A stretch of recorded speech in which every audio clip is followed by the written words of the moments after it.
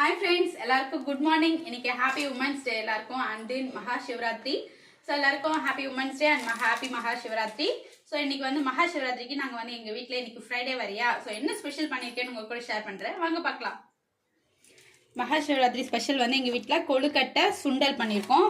5 varieties கொட்டை போட்டு செய்யதான் வழக்கம் எங்கள் வீட்டில். ஸோ அந்த சுண்டல், அப்புறம் கொழுக்கட்டை, ஆஃப்டர்நூன் லஞ்சுக்கு வந்து ஒயிட் ரைஸ், அப்புறம் வந்து வாழைக்காய் பொரியல், பருப்பு வடை, ரசம், முருங்கைக்காய் கத்திரிக்காய் போட்ட சாம்பார், பருப்பு பொடி, அப்புறம் வந்து என் பாப்பாவுக்கு வந்து வெறும் பருப்பு எடுத்து வச்சிருக்கேன்.